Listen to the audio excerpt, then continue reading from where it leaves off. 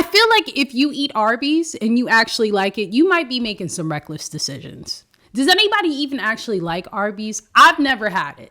Okay, my mom protected me. She shielded me from that monstrosity. The roast beef, it looks questionable. Is it roast beef? What is that? The curly fries, they look promising, but I've just never heard somebody say, yeah, I love Arby's. You know, like I'll eat it every day. I feel like it's a really reckless decision. It's a regretful decision. It's that one person that you weren't supposed to sleep with, but then the Casamigos, you know, the Hennessy got in you, and then everything just went downhill from there. Welcome back to the YouTube channel, guys. Thank you guys so much for coming back. So today I have another recap. Is it going to be 10 minutes? I don't know. I say 10-minute recap and then it's not 10 minutes because, I mean, I like to talk, but there's also a lot of information. I like to keep y'all informed. This one is about America's favorite restaurant that we all know and love, the one that gives you explosive diarrhea. Bubble Guts has the most shiestiest Sprite. I mean, it's right here in my throat. They never have ice cream. And I got questions. Because how you got an ice cream machine, but you ain't never got no ice cream? Like, who not doing their job? But they got really good apple pies. Not the best, but it's toasty, it's tasty. It gets the job done. And the fries, I'm not going to lie, they're kind of high key, low key, but very high key, top tier. Just the right amount of salt. Very crispy. It's McDonald's. So this scandal is specifically about the Monopoly game that McDonald's used to run. I don't think it's around anymore. I don't see it. It's probably for a good reason, to be quite honest with you. But I do remember it back in my early childhood days when I was just a wee lad. It was pretty fun. I didn't win anything. But you know what? I know why now. Because after reading this, y'all just was robbing children of their dreams. But with this Monopoly game, there was a whole operation behind it. A whole kit and caboodle. I mean, like, pyramid scheme, MLMA scheme, Ponzi scheme, everything. I mean, if you really didn't know, you wasn't going to get nothing. I mean, not one penny of nothing. But let's get on into it.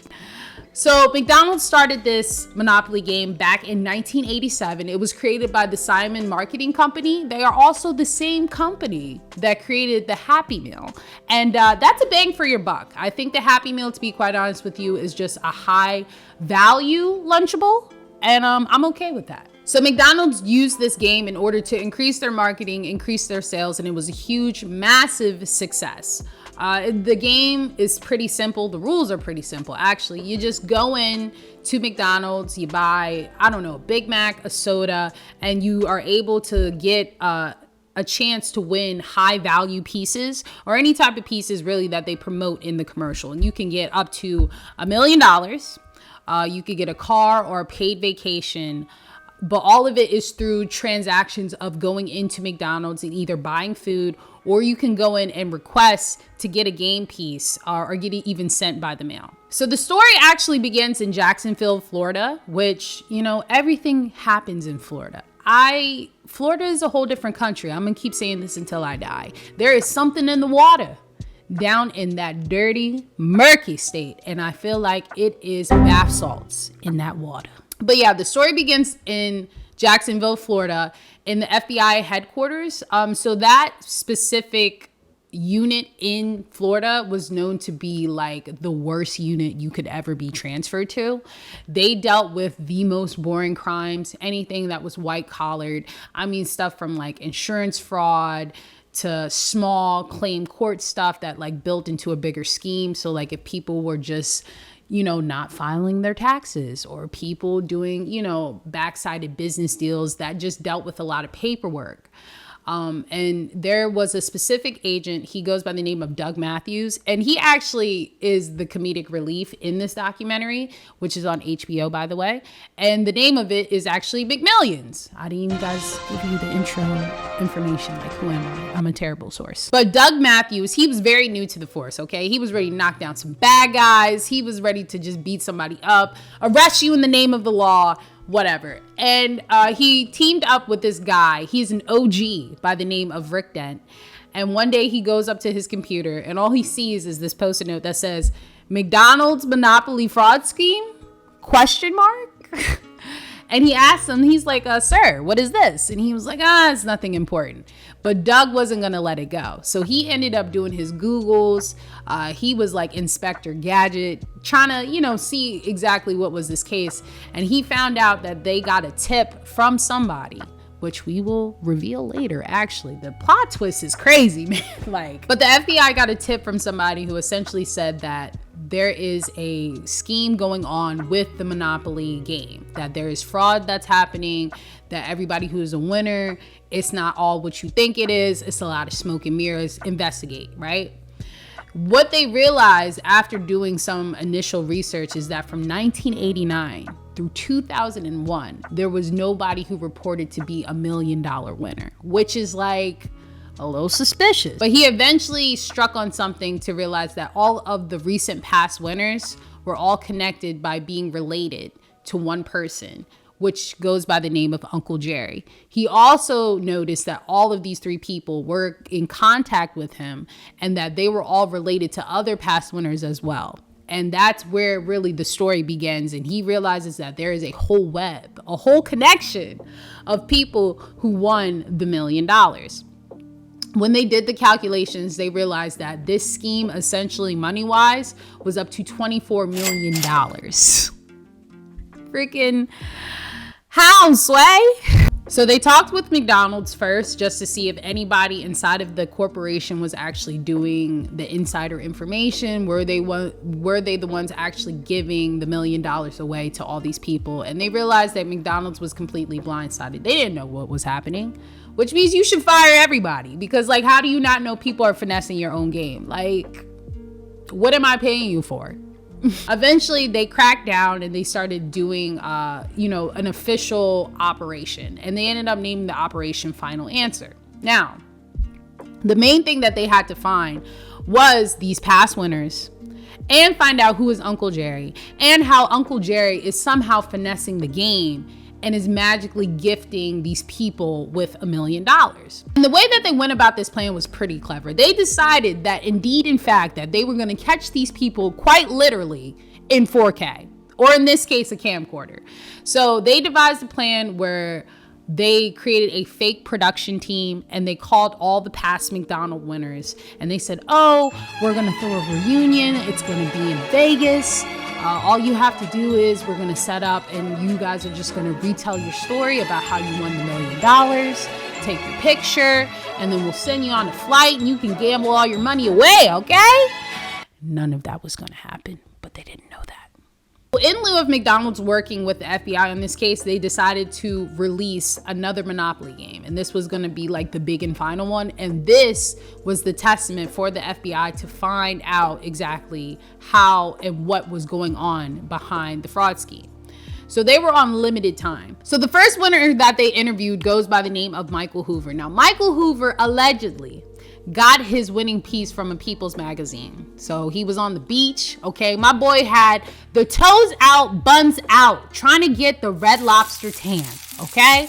And as soon as he got up to leave and go home, his magazine flew away in the wind. So of course he had to stop by the grocery store and get another one. And as soon as he picked it up, he opened it, and right there was his answer of the $1 million piece. They asked him to go over the story again. Exactly where was he sitting? Do they remember the McDonald's that he went to? And he was like, yeah, of course. Who do you think I am? Stupid? He was stupid, actually. And so when they left and they finished the interview, Doug tapped his phone, or they were able to do some surveillance, and they saw that he called a man named Andrew Glom, who was indeed working with Uncle Jerry. I think he served as essentially like a seller to get people in on getting these pieces. And so he called up Andrew and he said, we did it, Andy. Okay, we got those idiots. They know nothing. Okay, bring out the dancing lobsters. All right, they'll never know. We got them. And little did they know that they got Michael. The got you, bruh. The second person that they interviewed was an old, sweet man by the name of Buddy Fisher. Okay, that's a typical old white man name. I mean, that is the perfect setup for somebody who would magically win $1 million and you would never know. When they interviewed Buddy, they asked him the same questions. How did you win the $1 million? How did you feel? What were you wearing? Do you remember what you were doing? Do you remember the McDonald's that you went to? It's life-changing, right? And this man could not recite his story to save his life, okay? If I was held hostage and I needed Buddy to come and save me, okay, he would get me killed in an instant. He stuttered his words. Mans was sweating out of his bald head. It looked like he just took a shower. I mean, he literally could not get through the story. Why do you ask? Because the story was fake, all right? Buddy was the father of a woman named Robin Colombo, and Robin Colombo was the wife to a husband named Jerry Colombo. And who is Jerry Colombo, who you ask? He is Uncle Jerry's second-hand man in this whole operation. So you have the man named Uncle Jerry, and then you have another dude named Jerry Colombo, and essentially those two were the ones that were running the game.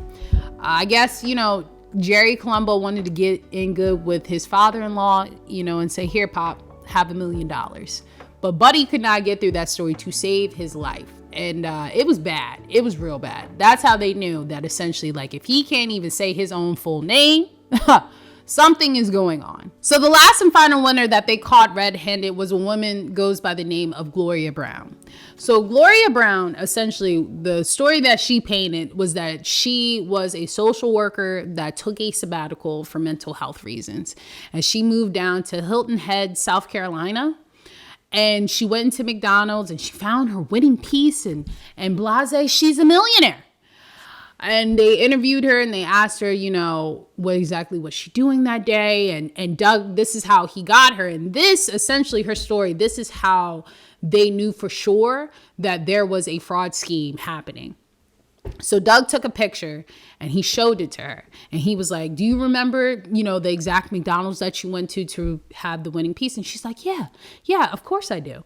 So he showed her a picture of the McDonald's and instantly she says, yep, that's the one. Well, lo and behold, it wasn't the McDonald's from Hilton Head, South Carolina. It was a McDonald's that was from Jacksonville, Florida. Also, it was later found out that how she got the ticket in all actual reality is that she was best friends with who? Robin, who is also who? The wife of Jerry Colombo. The math is mathing, okay? The lines be connecting. It is just a whole web, a whole, really, to be quite honest with you, it's like a friend of a friend of a friend, the wife of the husband, and a cousin, and then even the third cousin that was like twice divorced, and then you just kept them in the family because they were cool. Anybody could get this $1 million. I mean, shoot, could I get the $1 million? And because of Gloria's story, this is how they had the solid part of their investigation, but they were still missing a very important piece. Who is Uncle Jerry? And how is Uncle Jerry doing what he's doing? Because he is really finessing everybody. So now we're going to get into Uncle Jerry, aka Jerry Jacobson. So Uncle Jerry essentially was a Florida cop who had to leave the force because he had an illness in his nervous system, which is like life-threatening. And he was very lost for a while, didn't know his purpose. Mans went into a depression, started doing drugs. I mean, he hit the pavement hard. And he eventually found a job at where? Simon Marketing. And guess who he was? The head of security, which means he was also in charge of the McDonald's pieces. So essentially, the way that the McDonald's pieces were safeguarded or even actually created, they were held in a high value vault that could only be unlocked by two people simultaneously putting in the key code.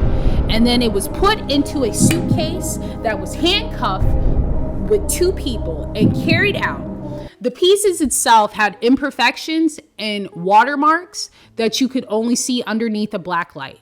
Then they would take the pieces, which they call seeds, they would dump them, and then you would just mix it in, and then it's whoever's game it is on getting the McDonald's pieces. Now, because he was the head of security, and he also is the one that carried the suitcase, he essentially just swapped out the pieces. And that was that. And he would just give them out like he's a drug dealer. Like, hey, you want some $1 million? Hey, you want this piece real quick? I got you. I'm that man.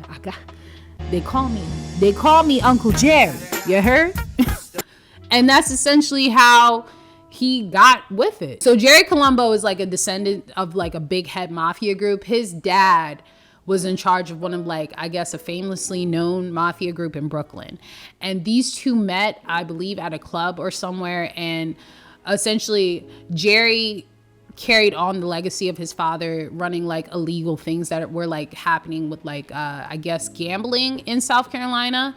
And these two like teamed up because even though Uncle Jerry had the $1 million and he had like the actual value high pieces, he didn't have connections, he didn't have agency. So he had to find somebody who knew other people in the game in order to get, you know, these pieces out. Uncle Jerry gave Jerry Colombo a winning prize ticket, and he ended up getting a Dodge Viper that he ended up returning, or I guess he turned it in for cash because it was too small for him. But they teamed up, and that's how essentially they got the operation going. Now, if you're a $1 million winner, to be quite honest with you, it's a scam in itself, because if I win $1 million, you're not really getting $1 million. If anything, you're not even getting half of what you bought for. Like, let's say if I got $1 million ticket, right? You get $50,000 to Uncle Jerry, and then Jerry Colombo gets half of whoever won. So that means he gets $500,000, which I don't know how to do the math right now, but like, I'm pretty sure in total of what you walk away with is maybe like 100,000, maybe even a little less than that, maybe like a ballpark between 100,000 to 500,000, but like, you're not really getting what you won for. So like, what am I doing? Is it worth the risk? Not really, in my opinion. And so as the years went on, Jerry Colombo ended up investing his money into other things, you know, to get away from the IRS and probably to get away from RICO. You know, you got to look like you're somewhat a potential businessman.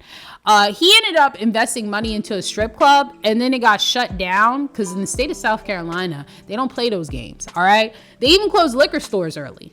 And they open them late on Sundays. All right. We don't play that mess. But he ended up opening a strip club inside of a church. And then he like named it in combination with the church so it could be viewed as a certified business of praise of a different kind, you know? Pray on your knees, but not for God. Now, even though Jerry Colombo had all of the glitz and glamour, the money, you know, he had an under operation business that was like a multi-million-dollar business. So, you know, that LLC means something, you know, you too could, don't do this. But even though he had all these things, his marriage with Robin was on the rocks. It was pretty hard. It was pretty strained.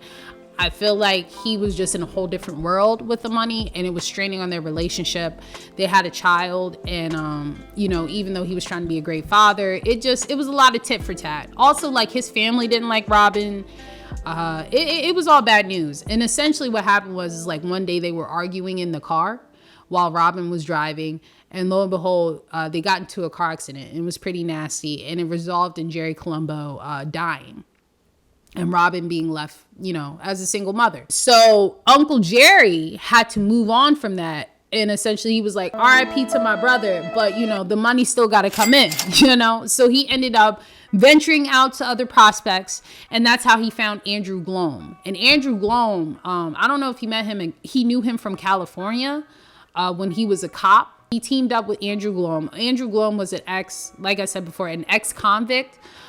He was an ex-drug dealer, and he was, you know, trying to move on and do better with his life. But this also meant that he was able to, you know, make some money and, you know, gain some profit, because it's hard out here, you know, once you go to jail.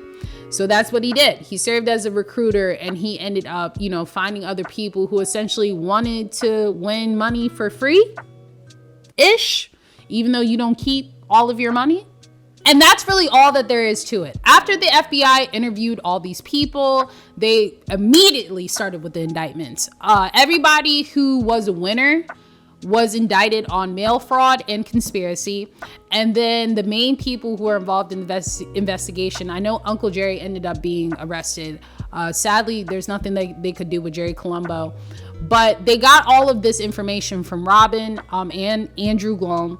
And they also investigated and interviewed with Jerry Colombo's family. His little brother and his wife are like one of the most key important parts of the investigation, because they saw, witnessed, and kind of heard and seen everything being done behind the scenes. Gloria Brown, I want to say she kind of suffered the most. She was a single mother and she had a son. So when they indicted her and they took all of her money, and, you know, charged her with these charges of conspiracy and mail fraud, she had to end up taking a second mortgage on her house. She lost everything, right? And of course it's like, oh, well, she knew better. But at the end of the day, she said the reason why she took the ticket, along, I feel like with all these other people, is that you were either financially struggling, or it's the fact that it was a once in a lifetime opportunity for you to be a millionaire. So like, why wouldn't I? Now with Uncle Jerry, he did ended up doing some type of jail time. It was only 36 months, which is like a baby sentence, to be quite honest with you. I mean, you could have just given him detention, or, you know, a couple suspension slips if you're gonna do all that. I mean, white collar crime, you stole millions though. I feel like that's a little, no? I mean, white collar crime, it's like high value, low consequences. He thought he was slicker than slick though. He was like, you ain't got nothing on me. And they said, actually, we got a whole dissertation, bud, with citations included. They said, do not pass go. Do not collect 200. You ain't collecting no more money. Okay. No commissary for you. No get out of jail free card for you. Oh, and the greatest plot twist of all is that the person who released this tip was the mother of Jerry Colombo. She's the one that called and said, hey, you need to check this out. There's something that's not adding up right. And she's just like a small little old lady. And she didn't even do it because she didn't get the money or anything out of it. She did it so that she could get her son out of custody with Robin. So she was just being straight up spiteful. She said, you know what? I'm ruining it for everybody. Okay? Crazy. That's all I have for you guys today. Thank you guys so much for watching. Please comment, like, and subscribe. Let me know what other cases you want me to do, what other scandals you want me to do, any type of high profiles. I'm all in it, baby. Because it never stops, never ceases to amaze me. Really, you know, I'm pretty sure that Uncle Jerry will never ever play a game of Monopoly. He could never ever be the banker. Take that privilege away. And I'll catch you guys in the next one. Bye.